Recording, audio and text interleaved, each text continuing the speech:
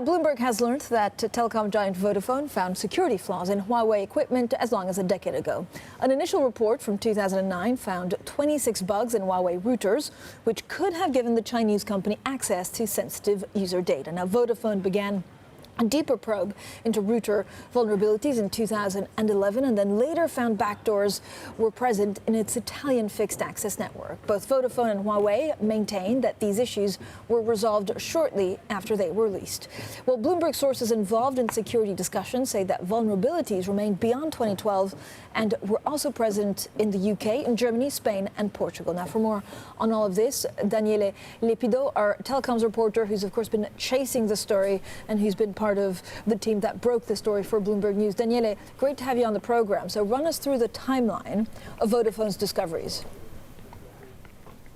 Hi, good morning from Milan. Buongiorno. Yeah, it's been a long journey, and after months of investigation, we actually discovered that Huawei built some backdoors in Vodafone networks as well as in Vodafone home routers called Vodafone stations. And all this story started in 2009 when Vodafone in Italy started a probe trying to investigate around some backdoors in its home router.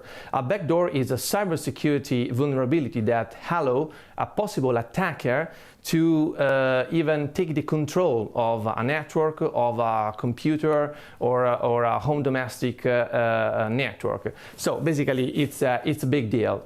And the second step has been in 2011 when the company, asked Huawei to remove these backdoors. Apparently, Huawei did it, but after a so-called penetration test that Vodafone did, they found again these backdoors.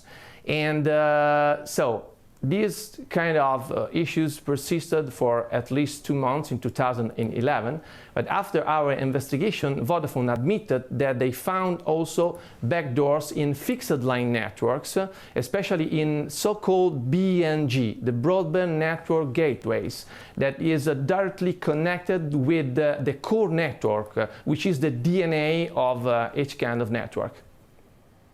All right, Daniele, thanks so much. We'll have plenty more, of course, on this fantastic Bloomberg story. I know it took many months of investigation, and I would urge everyone to go on the Bloomberg terminal and read the story. Of course, our reporter in Milan, Daniele Lepido.